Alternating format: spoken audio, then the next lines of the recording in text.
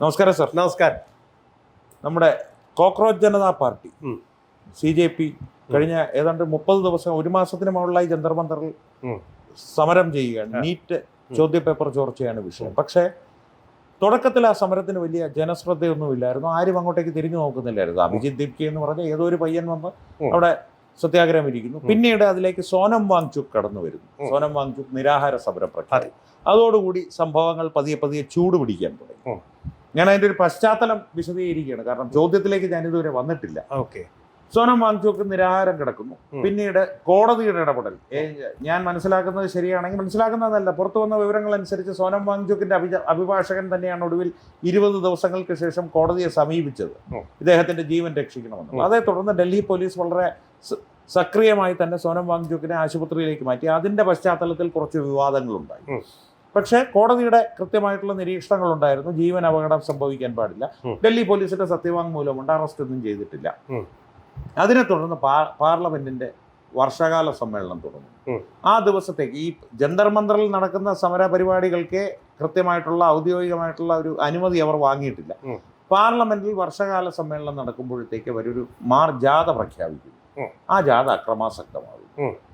തുടർന്ന് രാഹുൽ ഗാന്ധി ഉൾപ്പെടെയുള്ളവർ കളത്തിലിറങ്ങുന്നു. ഇതാണ് ഇപ്പോൾ വികസിച്ചു വരുന്ന ഒരു പശ്ചാത്തലം. അതിനുശേഷം ഉണ്ടായ സംഭവ വികാസങ്ങളിലേക്ക് നമുക്ക് വരാം. ഈ പ്രക്ഷോഭത്തെയും അതിൻ്റെ ഈ ഒരു വികാസത്തെയും അതിനെ തുടർന്നുണ്ടായ ഒരു കലാപസമാനമായ അന്തരീക്ഷത്തെയും താങ്കൾ എങ്ങനെ നോക്കിക്കാണും? ഇപ്പം അതിൻ്റെ ഏറ്റവും ഒടുവിലെന്ന് പറഞ്ഞാൽ അത് കത്തിത്തീർന്ന് ചാരമായി കഴിഞ്ഞു എന്ന് പറയാം.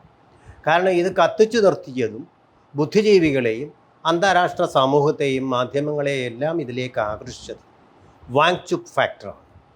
കാരണം സോനം വാങ്ചുക് എന്ന് പറയുന്ന പരിസ്ഥിതിവാദി അന്താരാഷ്ട്ര പ്രസിദ്ധനായ ഒരു വ്യക്തിയാണ്. അപ്പോൾ അദ്ദേഹത്തിൻ്റെ ജീവൻ അപകടത്തിലാക്കുന്നു എന്നുള്ളത് അന്താരാഷ്ട്ര സമൂഹത്തെ ആകെ തന്നെ ബാധിക്കുന്ന ഒരു കാര്യവും ഒരു ഇൻ്റർനാഷണൽ ജിയോ പൊളിറ്റിക്സിനെ തന്നെ ബാധിക്കുന്ന ഒരു വിഷയം. മറ്റാരും ഇതിലൊന്നും ഒന്നുമല്ല. വാസ്തവത്തിൽ ജസ്റ്റിസ് സൂര്യകാന്ത് പറഞ്ഞതുപോലെ കോക്രോച്ചസ് എന്ന് പറഞ്ഞാൽ കോക്രോച്ചസിന് അപമാനമായിട്ടുള്ള ആൾക്കാരാണ്. അതിലേക്ക് ഞാൻ പിന്നെ പറയാം, ഇപ്പം ആദ്യം പറയുന്നില്ല. കാരണം അത് ആളുകൾക്ക് എന്താ പറയുക, ഓക്കാനം ഉണ്ടാക്കും. അതായത് എന്താ പറയുന്നത്, നോസിയ ഉണ്ടാക്കുന്ന തരത്തിലാണ് ആ കാര്യങ്ങൾ അവർ നടത്തിയത്. അത് പോട്ടെ. അപ്പം അങ്ങനെയുള്ള ഒരാൾ ഇതിനകത്ത് നിന്നിപ്പോൾ സംഭവിച്ചിരിക്കുന്നത് ആൻറ്റി ക്ലൈമാക്സ്. അദ്ദേഹം നിരാഹാരം നിർത്തിയിരിക്കുന്നു എന്ന് മാത്രമല്ല, വയലൻസ് ഒരു തരത്തിലും ഉണ്ടാകരുതെന്ന് അഭ്യർത്ഥിച്ചിരിക്കുന്നു. ആന്റി സോഷ്യൽ എലമെന്റ്സ് ഇതിന്റെ ഇടയിൽ അദ്ദേഹത്തിന് പറയുന്നു. എന്നല്ല, അദ്ദേഹം മനസ്സിലാക്കിയിരിക്കുന്നത് ഇത് ആന്റി സോഷ്യൽ എലിമെന്റ്സ് നടത്തുന്ന, വിദ്യാർത്ഥികൾക്കെന്ന വ്യാജേന നടത്തുന്ന ഒരു സമരമാണെന്നാണ്. തീർച്ചയായിട്ടും അതാണ് അദ്ദേഹത്തിന് കിട്ടിയ. അദ്ദേഹം ഒരു അക്കാഡമിക് ബുദ്ധിജീവിയാണ്. കാര്യങ്ങൾ മനസ്സിലാക്കാൻ നമ്മളെക്കാളും ഒരു പക്ഷേ രാഹുൽ ഗാന്ധിയേക്കാൾ വളരെ വളരെ കഴിവുള്ളവരാണ്. അദ്ദേഹം അത് ഗ്രാസ്പ് ചെയ്തിരിക്കുന്നു. അതിന് വളരെയധികം നിമിത്തങ്ങളുണ്ട്, ഉദാഹരണങ്ങളുണ്ട്, ദൃഷ്ടാന്തങ്ങളുണ്ട്. ഒന്നൊന്നായി വിശദീകരിക്കാം. അതുകൊണ്ടാണ് അദ്ദേഹം പിന്മാറിയത്. അല്ലെങ്കിൽ സമര മധ്യത്തിൽ നിൽക്കുമ്പോൾ അദ്ദേഹം പിന്മാറിയത് പിന്നെന്ത് കാരണം കൊണ്ടാണ്? അദ്ദേഹം ആവശ്യപ്പെട്ട കാര്യങ്ങളിൽ ഏറ്റവും പ്രധാനമെന്ന് നമ്മൾ വിചാരിച്ചിരുന്ന ധർമ്മേന്ദ്ര പ്രധാന്റെ രാജി ഇതുവരെ സംഭവിച്ചിട്ടില്ലല്ലോ. അദ്ദേഹം സുഖമായിട്ട് പ്രസ്താവനകൾ നടത്തി ജീവിച്ചു പോരുന്നുണ്ടല്ലോ. പക്ഷേ പിന്മാറിയതിൻ്റെ കാര്യം, എന്നെ നയിക്കുന്നതും എന്നെ ഇവിടേക്ക് വിളിച്ചു കൊണ്ടുവന്നതും ശരിയായിട്ടുള്ള ആൾക്കാരല്ല എന്നുള്ള ശരിയായിട്ടുള്ള അവബോധം അദ്ദേഹത്തിന് ഇപ്പോൾ വന്നിരിക്കുന്നു. രണ്ടാമത്തെ കാര്യം, അദ്ദേഹത്തിനെ വിളിച്ചുകൊണ്ടുവന്ന ആരായിരുന്നു? അഭിജിത് ദീപ്കെ. എവിടെയാണ് ഈ സമര നായകൻ? എവിടെ?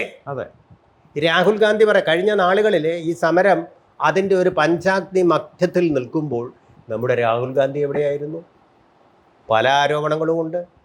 ദേശത്തിൻ്റെ ഒരു ഇൻറ്റഗ്രിറ്റിയെ ബാധിക്കുന്ന തരത്തിലുള്ള ഗുരുതരമായ ആരോപണങ്ങളുണ്ട്. NDA പരീക്ഷയേക്കാൾ വളരെ സീരിയസ് ആയിട്ടുള്ള ആരോപണങ്ങൾ അതിൻ്റെ പേരിലുണ്ട്. ഇതിനേക്കാളൊക്കെ വളരെ ഗുരുതരമായ തെറ്റുകളാണ് രാഹുൽ ഗാന്ധി വിദേശത്ത് പോയി ചെയ്തുകൊണ്ടിരുന്നത്. അതിൻ്റെ മുമ്പ് ഇതൊന്നുമല്ല. അത് ഞാൻ എക്സ്പോസ് ചെയ്തു തരാം. അപ്പോൾ അങ്ങനെയൊക്കെ കാര്യം നടക്കുമ്പോൾ ഇതിലേക്ക് ആത്മാർത്ഥത ഉണ്ടായിരുന്ന ഒരു വ്യക്തി എന്ന് പറയുന്നത്, കമ്മിറ്റ്മെൻ്റ് ഉണ്ടായിരുന്ന ഒരേ ഒരു വ്യക്തി, സ്ഥിതപ്രജ്ഞനായ ഒരേ ഒരു വ്യക്തി സോനം വാങ്ചുക് ആയിരുന്നു. പിന്മാറിക്കഴിഞ്ഞിരിക്കുന്നു അദ്ദേഹം. നിങ്ങളുടെ സമരവുമായിട്ട് യാതൊരു വിധമായിട്ടുള്ള സമരസവും എനിക്കില്ല എന്നാണ് പറഞ്ഞിരിക്കുന്നത്. സാർ, അദ്ദേഹത്തിന്റെ ഈ ഡിമാൻഡുകളുടെ കാര്യം പറഞ്ഞപ്പോൾ ഈ ധർമ്മേന്ദ്ര പ്രധാൻ രാജിവെക്കുക എന്നുള്ള ഡിമാൻഡ് ഉണ്ടായിരുന്നു. അത് സാർ പറഞ്ഞു അല്ല, അങ്ങനെ യാതൊന്നും നടന്നിട്ടില്ല. അതിനപ്പുറത്തേക്ക് പ്രധാനമന്ത്രിയുടെ ഒരു വീഡിയോ പുറത്തു വന്നിരുന്നു. ഫാസ്റ്റ് ട്രാക്ക് കോടതികൾ സ്ഥാപിച്ച് ഈ നീറ്റ് വിഷയത്തിലുള്ള എല്ലാ പരാതികളും അതിവേഗം തീർപ്പാക്കും, കുറ്റവാളികളെ ആരും രക്ഷപ്പെടില്ല എന്ന്. അതിനെ പ്രതി സോനം വാങ്ചുക് ഒരു കാര്യം എടുത്തു പറഞ്ഞിട്ട് പ്രധാനമന്ത്രിയെ വിശ്വാസമാണ് എന്നുള്ളത്.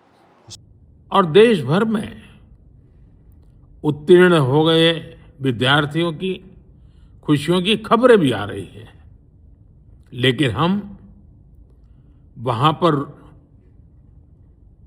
संतोष मानने वाले लोगों में से नहीं है।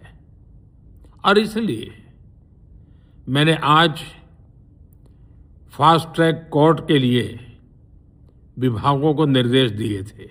വിശ്വാസമാണ്. പ്രധാനമന്ത്രിയുടെ പ്രതിനിധിയായിട്ട് JP നഡ്ഡ അദ്ദേഹത്തിൻ്റെ ഇപ്പോൾ ഉള്ള പഞ്ചാബിലെ ഗുരുഗ്രാമിലുള്ള ആശുപത്രിയിൽ പോയി ചർച്ച നടത്തിയിരുന്നു. ചർച്ച നടത്തിയപ്പോൾ അദ്ദേഹത്തിന് വേണ്ടി 2 പേരാണ് വന്നത്. സൗരദാസ്, അശുതോഷ്. ഇദ്ദേഹം ആഹാരം കഴിക്കാതെ വല്ലാതെ കിടപ്പിലാണല്ലോ. അവർ പറഞ്ഞ കാര്യങ്ങൾ എന്താണെന്നറിയാമോ? ചോദ്യപേപ്പർ ചോർച്ചയുടെ ഉത്തരവാദിത്തം ഗവൺമെൻറ് ഏറ്റെടുക്കണം. ഗവൺമെൻറ് ഏറ്റെടുത്ത് കഴിഞ്ഞല്ലോ, നടപടി ഉണ്ടായത്.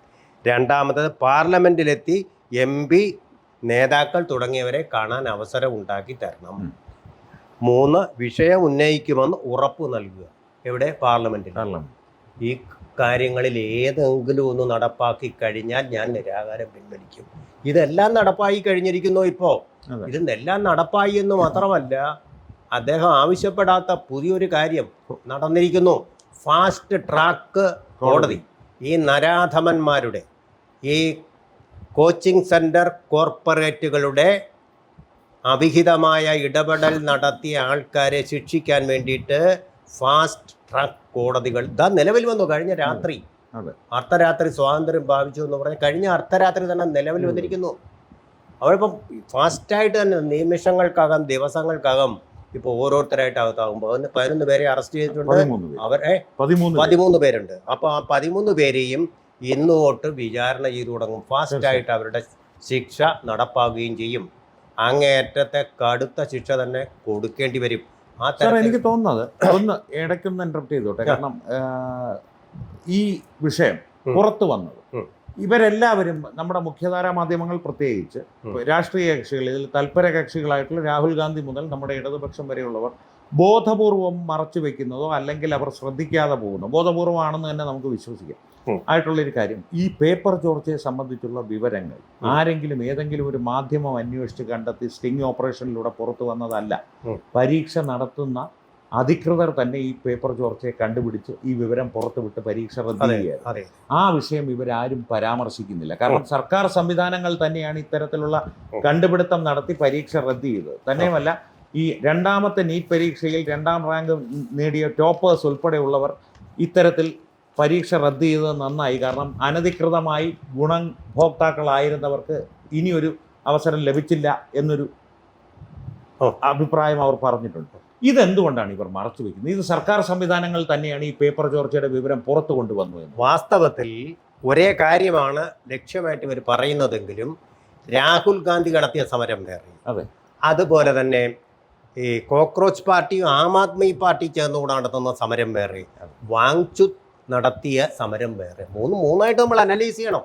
അതുകൊണ്ടാണ് വാങ്ചുക്കിന് ബോധ്യമായി ഈ സമരത്തിൻ്റെ പിന്നിൽ ദുരുദ്ദേശമല്ല, അതിൻ്റെ പിന്നിലുള്ളത് വളരെ വളരെ ക്രിമിനലുകളായിട്ടുള്ള, അതുപോലെ തന്നെ വളരെയധികം രാജ്യവിരുദ്ധത മാത്രമല്ല പ്രകൃതി വിരുദ്ധരായിട്ടുള്ള ആൾക്കാരും കൂടിയാണെന്ന് അദ്ദേഹത്തിന് ബോധ്യമുണ്ടായി.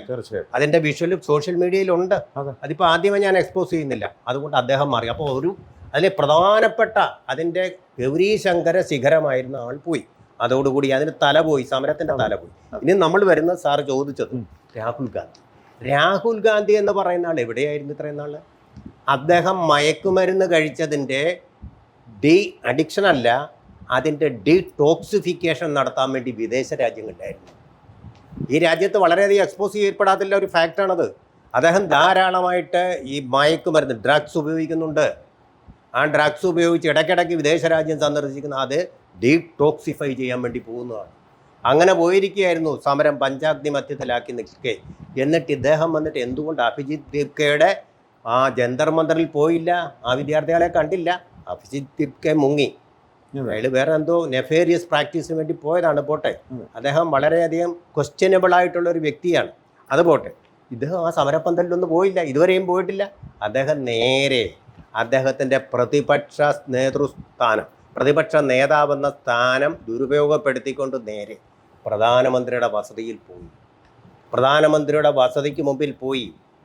അതെന്ന് പറയുന്നത് അദ്ദേഹത്തിൻ്റെ പാർലമെൻറ്റ് മെമ്പർ സ്ഥാനം ഇല്ലാതാക്കാൻ പര്യാപ്തമായ ഒരു ക്രിമിനൽ കുറ്റമാണ്.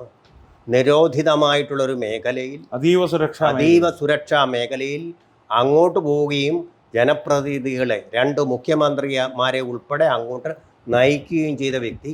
ആ മുഖ്യമന്ത്രിമാർക്കും ഇതുപോലെ നമ്മുടെ UAPA പ്രകാരം ആക്ടിന് വശംവദരാകുന്ന തരത്തിലുള്ള ഒരു നിയമവിരുദ്ധതയിലേക്ക് നയിച്ചു. ഞാൻ മനസ്സിലാക്കുന്നത് ശരിയാണെങ്കിൽ ഡൽഹി പോലീസ് നിയമവിദഗ്ധരുടെ ഉപദേശം തേടിക്കൊണ്ടിരിക്കുകയാണ്. അല്ല, ഇപ്പം വിദ്യാർത്ഥികളുടെ കാര്യത്തിൽ ഇപ്പൊ UAPA പ്രകാരം ഒരിക്കലും നമ്മുടെ കണ്ടില്ലേ, നമ്മുടെ ബേക്കറി ജംഗ്ഷനിൽ നിന്നാണ് CPM-ന്റെ ഗൂണ്ടകൾ ഇപ്പൊ എവിടെ കിടക്കുന്നു, വെളിച്ചം കാണാതെ ജയിലിലല്ലേ. അതേ രീതിയിൽ ഈ വിദ്യാർത്ഥികൾ ഇപ്പൊ ആദ്യം പോകും. പക്ഷെ ഈ നേതാക്കളെ പിടിക്കുന്നത് ഗവൺമെന്റ് പതുക്കെ ഉള്ളൂ. ഈ സമയത്ത് പോകില്ല, ഒരു പ്രകോപനം ഉണ്ടാക്കില്ല. പക്ഷെ പതുക്കെ ഈ കേസ് അങ്ങ് ചെല്ലും. PD സതീശന്റെ ഭാവി അനിശ്ചിതത്വത്തിലാണ്. രാജിവെക്കേണ്ട ആ സാഹചര്യത്തിലേക്കാണ് രാഹുൽ ഗാന്ധി കൂട്ടിക്കൊണ്ടുപോയത്. എന്തിനാണെന്ന് അറിയാവോ സാറേ? അതായത് അഭിജിത്ത് ദേക്കെയും അതുപോലെ തന്നെ ഈ നമ്മുടെ കേജ്രിവാൾ ഉണ്ടല്ലോ, അരവിന്ദ് കേജ്രിവാൾ, അവർ രണ്ടും ഒന്നാണ് ഈ സമരത്തിൽ. അവരുടെ ലക്ഷ്യം എന്ന് പറയുന്നത് പഞ്ചാബ് തെരഞ്ഞെടുപ്പ് വരികയാണ് അടുത്ത വർഷം. പഞ്ചാബ് പിടിച്ചടക്കുകയാണ് അവരുടെ ലക്ഷ്യം. ഭഗവന്ത് സിംഗ് പോക്കാണെന്ന് ഉറപ്പാണ്. ആ ക്ഷീണം ബാധിക്കാതെ വീണ്ടും അധികാരത്തിൽ വരിക. പഞ്ചാബിൽ നിന്ന് വലിയൊരു സംഘത്തെ അവര് കൊണ്ടുവന്നിരുന്നത്. ഹരിയാന മുഖ്യമന്ത്രിയെ തടഞ്ഞു, അവിടെ നിന്നോളാൻ പറഞ്ഞു, അല്ലെങ്കിൽ അവർ കൂടെ വന്നേന്. അപ്പൊ അത് പിടിക്കുകയാണ് ലക്ഷ്യം. ഇത് മനസ്സിൽ കോൺഗ്രസിന്, രാഹുൽ ഗാന്ധിക്ക് ഒരു ലക്ഷ്യമുണ്ട്, അതൊന്ന് പിടിച്ചാൽ കൊള്ളാം. ഇവരുടെ കൂടെ നിന്ന് കഴിഞ്ഞാൽ അവർക്കായിരിക്കും പോകുന്നത്. നമ്മുടെ ശബരിമലയിലെ അടി കൊണ്ടത് BJP-ക്കാരും അതിന്റെ ബെനിഫിറ്റ് കിട്ടിയത് കോൺഗ്രസ്സുകാർക്കും എന്ന് പറയുന്ന പോലെ ആയി തീരുമെന്നുള്ള ബോധം കൊണ്ടാണ് അദ്ദേഹം സ്വന്തമായിട്ടൊരു ഷോ, പാങ്ങളെയും ബംഗളും കിടന്ന ഷോ കണ്ടില്ലേ, അവർ പറഞ്ഞത് എന്തിനു വേണ്ടിയാണെന്ന് അവസാനം പറഞ്ഞത്. അവർ പറഞ്ഞ് 25 വിദ്യാർത്ഥിനികൾ ആത്മഹത്യ ചെയ്തു. അവരുടെ ദുഃഖം, ആ ദുഃഖമാണോ അവരുടെ മുഖത്ത് കണ്ടത്? ആ ഗലാട്ടെ കാണിക്കുന്ന പോലെ ആംഗളയും ബംഗളും കൂടെ എന്തൊരു തകർപ്പും ചിരിയായിരുന്നു. അങ്ങോട്ടും ഇങ്ങോട്ടും ആശ്ലേഷിക്കുന്നു. തൊട്ടുപുറകിലെ വേറെ ഒരുത്തനുണ്ടല്ലോ, ഒരു പെർവർട്ടഡ് വ്യക്തിത്വം ഉണ്ടല്ലോ, പവൻ ഖേരയല്ല, കോൺഗ്രസ്സുകാരനെ അല്ല അദ്ദേഹം. അദ്ദേഹമാണ് ഒരു വലിയ സെഫോളജിസ്റ്റും ഒക്കെ ആയിട്ട് തെരഞ്ഞെടുപ്പിൽ നിന്ന് തോറ്റുപോയ ആള്, ഒരു രാജ്യദ്രോഹി. അദ്ദേഹമാണ് കഴിഞ്ഞ ദിവസം പറഞ്ഞത്, ഈ രാജ്യത്ത് ഇനി കാര്യങ്ങൾ നടത്തുന്നത് പാർലമെന്റ് അല്ല, യോഗേന്ദ്ര യാദവ് എന്ന് പറയുന്നവൻ പെർവർട്ടഡ് വ്യക്തിയാണ്. പ്രിയങ്ക ഗാന്ധിയുടെ തൊട്ടുപുറകിലാണ് നിൽക്കുന്നത്. ഞാനതിനെ ക്വസ്റ്റ്യൻ ചെയ്യുന്നില്ല. തൊട്ടുപുറകിൽ നിന്നുകൊണ്ട് അയാൾ എന്തൊക്കെയാണ് ഒബ്സർവ് ചെയ്തതെന്നുള്ള ആ വീഡിയോ നിങ്ങൾ നോക്കുമ്പോൾ മനസ്സിലാവും. സംശയാസ്പദമായ വ്യക്തിത്വത്തിന് ഉടമയായിട്ടുള്ള അവരെ പോലുള്ള ആൾക്കാർ. എന്നിട്ടോ ഈ ഷോയിൽ കണ്ടോ സാറ്? കണ്ടിരുന്നോ? റിപ്പബ്ലിക് TV ഇത് എക്സ്പോസ് ചെയ്തു. അതായത് അവിടെ അതിൽ സമരത്തിൽ പങ്കെടുത്തതിൽ 2 അമേരിക്കക്കാരുണ്ട്. ജിയോ പൊളിറ്റിക്കൽ താല്പര്യമുണ്ട്. അതുകൊണ്ടാണ് ഞാൻ പറയുന്നത്, നമ്മുടെ ഈ വിദേശ ഫണ്ടുകൾ ഇങ്ങോട്ട് വരുന്ന തടയുന്ന നിയമമുണ്ടല്ലോ, ആ നിയമത്തിന് എതിരായിട്ടുള്ള സമരമാണ്. അമേരിക്കയുടെ കൈ, അവിടുത്തെ ഇവാഞ്ചലിസ്റ്റ് ലോബി, അമേരിക്കയുടെ ഡീപ് സ്റ്റേറ്റ് എല്ലാം ഇതിന്റെ പിന്നിലുണ്ട്. Missionaries of charity Marco Rubio എന്തിനു വേണ്ടിയാണ് കൽക്കട്ടയിൽ പോയി അവരെ കണ്ടത്? ഞങ്ങൾ നിങ്ങളുടെ കൂടെ ഉണ്ട്, ഇവനെ ഇത് തടയാൻ ഞങ്ങൾ അനുവദിക്കില്ല. അപ്പോൾ അതിന് പണം വാങ്ങാൻ കൂടിയാണ് രാഹുൽ ഗാന്ധി വിദേശ രാജ്യങ്ങളിലേക്ക് പോയതെന്ന് പറഞ്ഞാൽ അതിലെന്തെങ്കിലും നമുക്ക് സംശയം തോന്നേണ്ടതുണ്ടോ? ഇല്ല. ആവേശഭരിതനായിട്ട് വന്നു. ഒരു കാര്യം, ഇത് കോൺഗ്രസിന്റെ കാര്യത്തിൽ ഞാൻ പറയാം, ഇങ്ങനെ ഇവർക്ക് ഒരു ധാർമ്മിക ബോധമുണ്ടെങ്കിൽ CBSE ക്ലാസ് 12 അക്കൗണ്ടൻസി പേപ്പറില്ല UP, അത് 2004 മുതൽ 2014 വരെ പലതവണ അവരുടെ ഭരണത്തിന് കീഴിൽ പോയിട്ടുണ്ട്, ലീക്കായിട്ടുണ്ട്. CBSE ക്ലാസ് 12 അക്കൗണ്ടൻസി പരീക്ഷ 2006 ലീക്കായിട്ടുണ്ട്. AI എഞ്ചിനീയറിംഗ്, ആൾ ഇന്ത്യ എഞ്ചിനീയറിംഗ് എക്സാമിനേഷൻ, അതിന്റെ പേപ്പർ മൻമോഹൻ സിംഗിന്റെ കാലത്ത് പോയിട്ടുണ്ട് 2007. അതുപോലെ പ്രീ മെഡിക്കൽ ടെസ്റ്റ് ലീക്ക് 2008. ഒരുപാട് കുട്ടികൾ അതിൽ ആത്മഹത്യ ചെയ്തിട്ടുണ്ട്. All India medical entrance test 2012. CBSE class 10-12 പരീക്ഷ 2014. അതുപോലെ തന്നെ മഹാരാഷ്ട്ര HSC, അന്ന് ഭരിക്കുന്നത് പൃഥ്വിരാജ് ചവാൻ, കോൺഗ്രസ് നേതാവ്, 2016 നടന്നിട്ടുണ്ട്. അതെ. Karnataka Karnataka PUC examination paper leak 2016 Siddaramaiah കോൺഗ്രസ്കാരൻ. ഇപ്പോൾ 3 പേപ്പറുകൾ ലീക്കായി കർണാടകയിൽ നിന്ന് അങ്ങനെ ഒരു വിവരങ്ങൾ പുറത്തു വരുന്നു. അന്ന് അത് രാഷ്ട്രീയവൽക്കരിക്കരുതെന്നാണ് പ്രിയങ്ക ഗാന്ധി പറഞ്ഞത്. അതുപോലെ രാജസ്ഥാൻ യൂണിവേഴ്സിറ്റി ഗെഹ്ലോട്ട് അവരുടെ കരുത്തനായ നേതാവ്. ആ വിഷയത്തെ സംബന്ധിച്ചാണ് പ്രിയങ്ക ഗാന്ധി പറഞ്ഞ പ്രസ്താവന ഇറക്കിയത്. ഞാനും ഗെഹ്ലോട്ട്ജിയും ശ്രമിച്ചു നോക്കി, നടക്കുന്നില്ല. കഴിവുകൂടെ പറഞ്ഞതാണ്.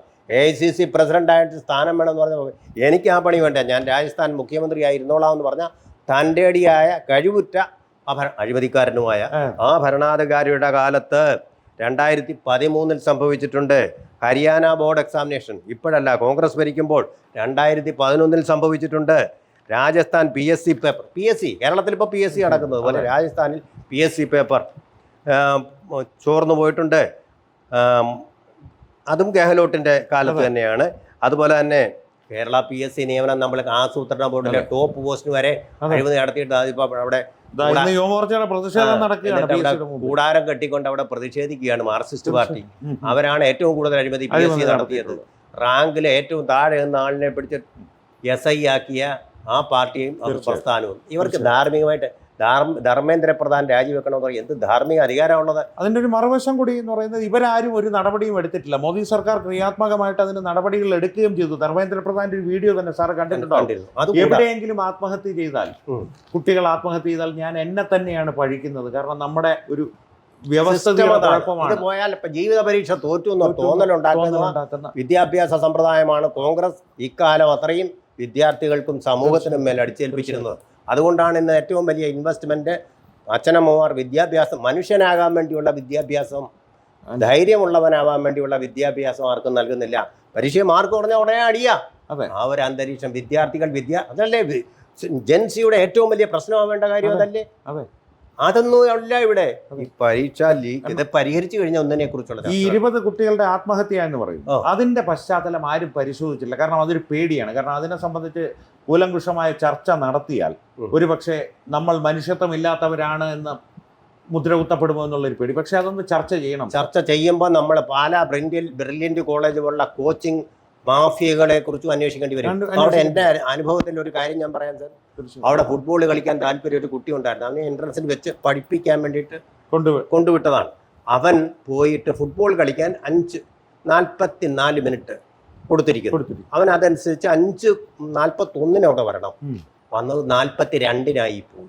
അന്ന് അവന് അത്താഴം കിട്ടിയില്ല, അത്താഴപ്പട്ടിണി കിടക്കേണ്ടി വന്നു. ഇങ്ങനെയാണ് കോച്ചിങ് സെന്ററുകളിലെ വിദ്യാഭ്യാസം നടത്തിക്കുന്നത്, അച്ഛനമ്മമാർ കൊണ്ടുവിടുന്നത്. അപ്പൊ ഇതെല്ലാം എക്സ്പോസ് ആവണം. എന്തിനാ ഇങ്ങനെ കോച്ചിങ് സെന്റർ? അതെ, സ്വാഭാവികമായ പ്രതിപത്തിയും അതിന്റെ മെറിറ്റ് ഉള്ളവർ മാത്രം ആയാൽ മതിയെന്നേ. അടിച്ചു പഠിപ്പിച്ച് വിദ്യാർത്ഥികളെ ആക്കുമ്പോൾ നിങ്ങൾ അവരുടെ യുവത്വമാണ് നഷ്ടപ്പെടുന്നത്. അതാണ് ഈ ജെൻസി നേരിടുന്ന ഏറ്റവും വലിയ പ്രശ്നം. ഒരു മാനസിക ദൗർബല്യമുണ്ട്. എന്തിനും ആത്മഹത്യ പരിഹാരമാണെന്നുള്ള അതിനൊരു കൗൺസിലിംഗ് ഉൾപ്പെടെയുള്ള കാര്യങ്ങൾ. അവർ വിദ്യാഭ്യാസം ഇല്ലാത്തവരാണെന്ന് അർത്ഥം. തീർച്ചയായിട്ടും നമ്മൾ അവരെ വിദ്യാഭ്യാസം ഇല്ലാത്തവരായിട്ടാണ് പാരന്റിങ് നടത്തുന്നത്, സ്കൂൾ വിദ്യാഭ്യാസം നടത്തുന്നത്, എല്ലാം പരീക്ഷ. അതാണ് ജീവിതം എന്നൊരു ധാരണയിലേക്ക് അവരെ കൊണ്ടുപോയത് നമ്മൾ മാതാപിതാക്കളും രക്ഷിതാക്കളുമാണ്. ഈ 25 പേരുടെ രക്തത്തിൽ നമുക്കും പങ്കുണ്ട്. തീർച്ചയായിട്ടും അതാണ് നമ്മൾ മനസ്സിലാക്കേണ്ട കാര്യം. ഇനി ഒരു കാര്യം കൂടി പറയാതെ വയ്യ. ഇതിനകത്ത് കാണിച്ച ഈ വൈകൃതങ്ങളുണ്ടല്ലോ, രാജ്യം ഒരിക്കലും മാപ്പ് നൽകുന്നില്ല. 2 അമേരിക്കൻ സായിപ്പന്മാർ ഇതിൽ പങ്കെടുത്തു എന്നുള്ളത് പോകട്ടെ. അതുകൂടാതെ ഒരു വിദ്യാർത്ഥി നേരെ അവന്റെ സിപ്പ് അങ്ങ് തുറന്നിട്ട് വിശ്വരൂപം അങ്ങ് കാണിച്ചോളുക. സ്ത്രീകളും കുട്ടികളും പെങ്ങന്മാരും നിൽക്കുന്ന സ്ഥലത്ത് മറ്റ് 2 പേര് മത്സരിച്ച് ഈ സെക്ഷൽ ആക്ടിവിറ്റി ഇങ്ങനെ കൂടുതൽ സ്പീഡിൽ ആരാ കാണിക്കുന്നതെന്ന് അവിടെ നിന്ന് മത്സരിച്ച് കാണിക്കുക. ഇവന്മാരൊക്കെയാണോ ജെൻസി എന്ന് പറയുന്നത്? പോലീസിന്റെ മുഖത്ത് പെപ്പർ സ്പ്രേ അടിക്കുക, ഇടിക്കുക, കല്ലുവെച്ചിടിക്കുക, ഇതെല്ലാം നടന്നു. പോലീസിനെ മർദ്ദിച്ചിട്ട് പോലീസ് മർദ്ദനം ഏറ്റവും പറയുക. ഇവന്മാരൊക്കെയാണ് നടത്തുന്ന ഒരു സമരത്തിന് എന്ത് വാല്യൂ? അതിനെ പിന്തുണയ്ക്കാൻ നടക്കുന്ന നേതാക്കന്മാരെ എന്താണ് നമ്മൾ പറയേണ്ടത്? അതിനേക്കാൾ വലിയ പേർവർട്ടുകളായിട്ട് നമുക്ക് അത് കണക്കാക്കാൻ പറ്റും. തീർച്ചയായിട്ടും അതിനും അപ്പുറത്തേക്ക് രാജ്യവിരുദ്ധത കടന്നുകൂടിയൊരു രീതി. ഈ കഴിഞ്ഞ ദിവസം ഒരു വീഡിയോ വൈറലായിരുന്നു. മലയാളി ഒരാൾ അവിടെ പോയിട്ട് ഇത് അന്ത്യദിനങ്ങളുടെ ഒരു സൂചനയാണെന്ന് ഇസ്ലാമിൽ പറഞ്ഞിട്ടുണ്ട്. പറയുന്നുണ്ട്. ഏഷ്യാനെറ്റോ ക്യാമറ പോകുന്നു, രാഹുൽ ഗാന്ധിയും മറ്റും പോകുന്നു. സിംഹാസനം, ഡൽഹിയിലെ സിംഹാസനം കുലുങ്ങി തുടങ്ങി, ഇപ്പൊ വീഴും, ഇപ്പൊ വരും മക്കളെ കോഴിക്ക് മുല എന്ന് പറയുന്ന പോലെ പറഞ്ഞുകൊണ്ടിരിക്കുക നാണങ്ങളില്ലാതെ. ഈ സിംഹാസനം അങ്ങ് വീഴുന്നു. ഈ പെർവെർട്ടഡ് ആയിട്ട് കുറെ പേര് നടത്തുന്ന ഒരു സമരമായിട്ട് എനിക്കിത് കാണാൻ പറ്റൂ. ആത്മാർത്ഥമായിട്ട് സമരം നടത്തിയ ഒരാളുണ്ട്, വാങ്ചുക്. അദ്ദേഹം സമരം നടത്തി കഴിഞ്ഞു. അതോടുകൂടി ഇതിന്റെ സ്റ്റീം പോയി കഴിഞ്ഞു എന്നാണ് ഞാൻ പിന്നെ വിശ്വസിക്കുന്നത്. നീറ്റിൽ ഏറ്റവും കൂടുതൽ മാർക്ക് വാങ്ങിയ രണ്ടാമത്തെ റാങ്കുകാരൻ തന്നെ പറയുകയാണ്, ഞാൻ സമരത്തിനൊന്നും പറഞ്ഞില്ല, ഞാനിതൊരു അവസരമായിട്ട് കണ്ട് 706 മാർക്ക് ആദ്യത്തെ പരീക്ഷയിൽ കിട്ടിയത് ഞാൻ 715 ആക്കി മാറ്റി. 99.9999% ആ വിദ്യാർത്ഥിയുടെ മാർക്ക്. ഇവിടെ നിന്നിരിക്കുന്നവരിൽ എത്ര പേർക്ക് നീറ്റ് പരീക്ഷയുമായിട്ട് നേരിട്ട് ബന്ധമുണ്ടെന്ന് സാറിന് തോന്നുന്നു? കാരണം ഞാനത് എടുത്ത് ചോദിക്കാനുള്ള കാരണം അഭിജിത് ദിപ്കയോട് നീറ്റ് പരീക്ഷയുടെ നടത്തിപ്പിന്റെ ഒരു രീതിയെക്കുറിച്ച് ചോദിച്ചപ്പോൾ നിങ്ങൾ ഇങ്ങനെയൊന്നും എന്നോട് ചോദിക്കരുതെന്ന് പറഞ്ഞ് ഓടി രക്ഷപ്പെടുക.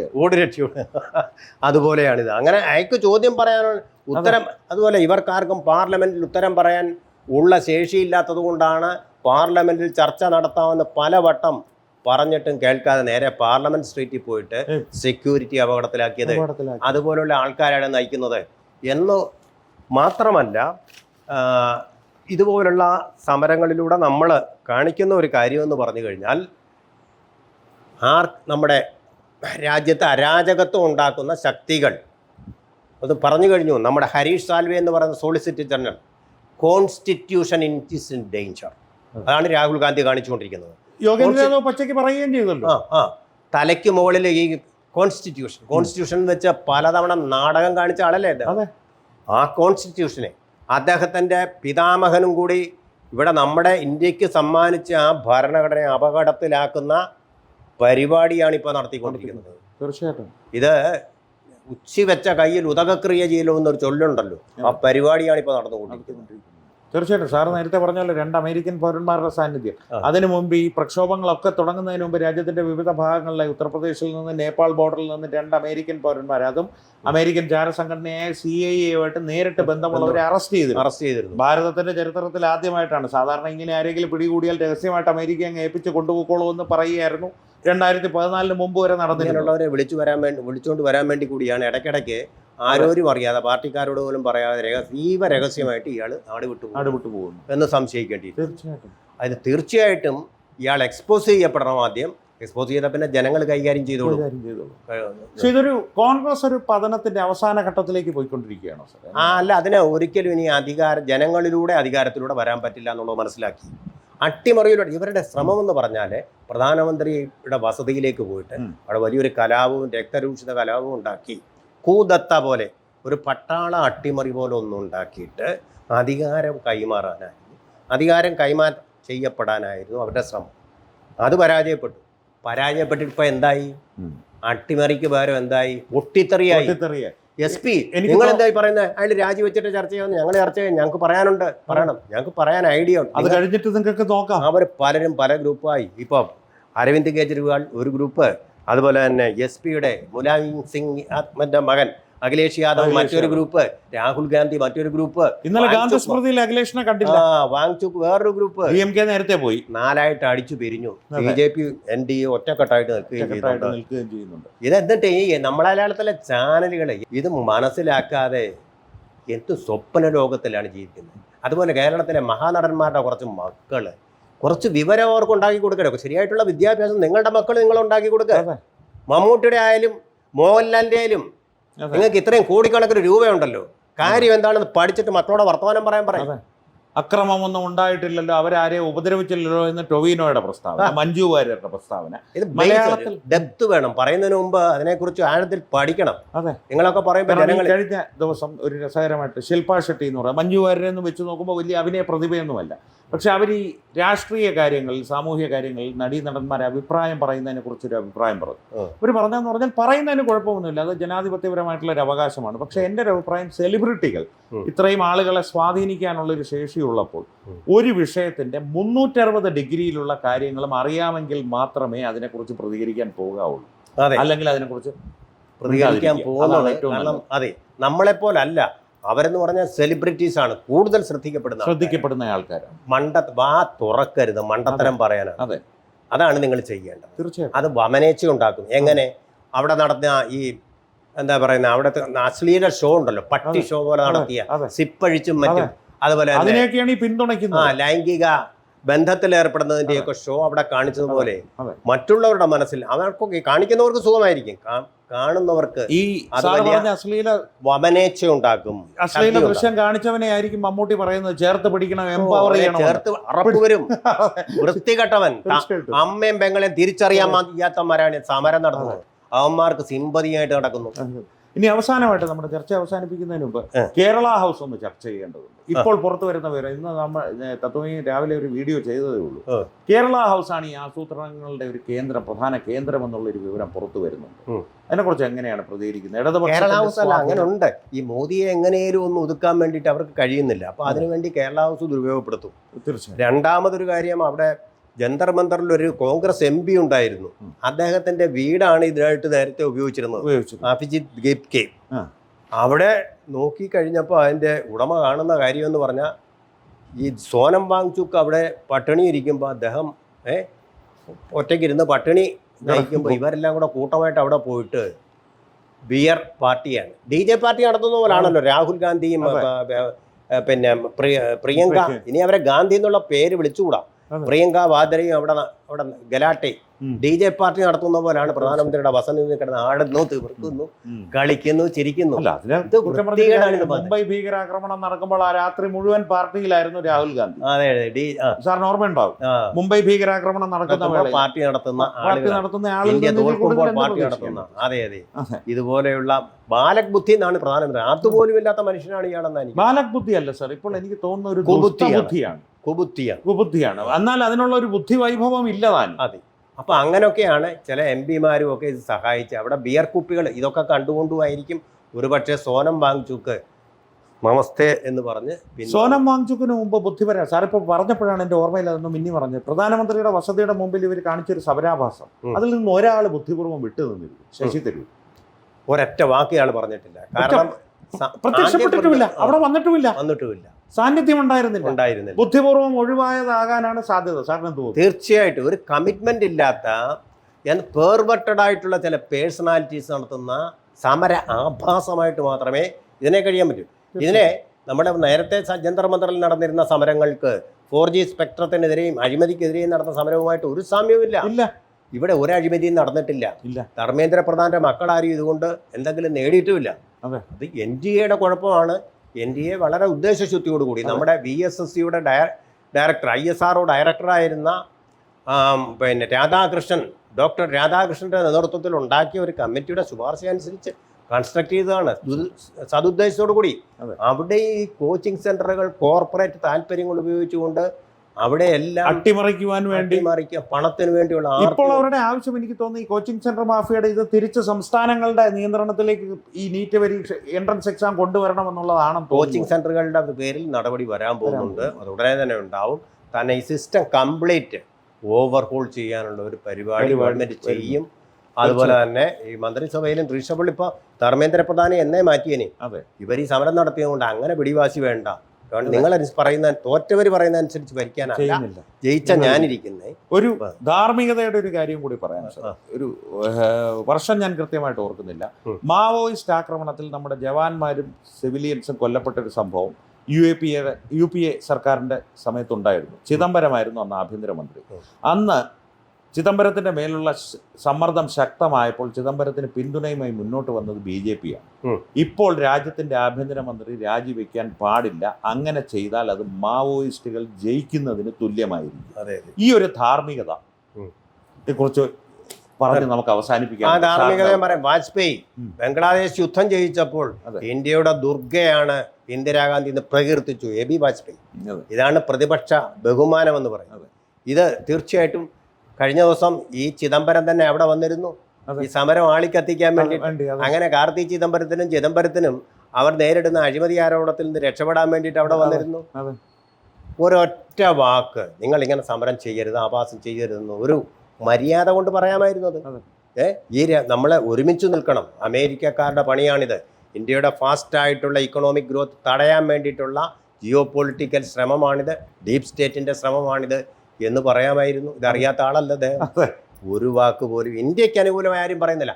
ഇതിപ്പോൾ അതിൻ്റെ അർത്ഥം ഇത് ഇന്ത്യക്കെതിരായിട്ട് നടത്തുന്ന സമരമാണ്, മമ്മൂട്ടിയുടെയും മോഹൻലാലിന്റെയും, മമ്മൂട്ടി പ്രത്യേകിച്ചും പറഞ്ഞിട്ടുണ്ട്, അതെ. മോഹൻലാൽ ഒന്നും പറഞ്ഞിട്ടില്ല, മമ്മൂട്ടിയുടെ മകനും മമ്മൂട്ടിയും പറഞ്ഞിരിക്കുന്നത് രാജ്യത്തിനെതിരായിട്ടുള്ള പ്രസ്താവനയാണ് തീർച്ചയായിട്ടും എന്ന് മാത്രമേ പറയാൻ പറ്റൂ. അതെ. എന്തായാലും ഈ സംഭവങ്ങൾ വികസിക്കുന്നതിനനുസരിച്ച് വീണ്ടും നമുക്ക് ചർച്ചകൾ വേണ്ടി വരും സർ. തീർച്ചയായിട്ടും വളരെ നന്ദി. തീർച്ചയായിട്ടും ഇനിയൊന്നും ഡെവലപ്പ് ചെയ്യാനില്ല, തീർന്നു. അല്ല, ഇനി സർക്കാരിന്റെ ഭാഗത്ത് നിന്ന് അതുണ്ടാവും. ഇവരുടെ പടക്കങ്ങളെല്ലാം കഴിഞ്ഞു. ഇനി സർക്കാരിന്റെ ഭാഗത്ത് നിന്നുള്ള വെടിവെപ്പ് വരാനിരിക്കുന്നതല്ലേ ഉള്ളൂ. 2 മുഖ്യമന്ത്രിമാരുടെ കസേരകൾ തെറിക്കും. ഇപ്പോൾ എന്തായാലും ഡി കെ ശിവകുമാറും വി ഡി സതീശന്റെയും സ്ഥാനങ്ങൾ സംശയത്തിന്റെ തുലാസിലാണ്.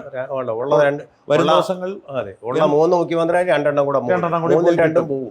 അവരെ എന്തായാലും വി ഡി സതീശന്റെ മുഖം കണ്ടാലും അറിയാമായിരുന്നു പെട്ടുപോയല്ലോ എന്നുള്ളൊരു ഭാവത്തിലാണ് അദ്ദേഹം ആ പ്രതിഷേധത്തിൽ ഉടനീളം കാണപ്പെട്ടത്. ചതിയിൽപ്പെട്ടു പോയത്. കാരണം ബർത്ത്ഡേ കേക്ക് കൊടുക്കാമെന്ന് പറഞ്ഞ് വിളിച്ചു വരുത്തിയതാണ്. അന്ന് രാവിലെ സഭയിൽ പറഞ്ഞതേ ഉള്ളൂ, പിള്ളേർ തല്ലുകൊള്ളതുകൊണ്ട് ഞാൻ പിറന്നാൾ ആഘോഷിക്കുന്നില്ല. നുണ മാത്രമേ പറയൂ, അത് വേറെ കാര്യം. എന്തായാലും വി ഡി സതീശന്റെ കാര്യം ഈ കേസ് ബലക്കുന്നതിനനുസരിച്ച് സംശയത്തിലാവും. വരും ദിവസങ്ങളിൽ എന്താവുമെന്ന് കാത്തിരുന്ന് കാണാം സാർ. അപ്പോൾ നമുക്ക് വീണ്ടും കാണാം. വളരെ നന്ദി, നമസ്കാരം. കിട്ടിയ കേക്ക് നല്ല കേക്കായി.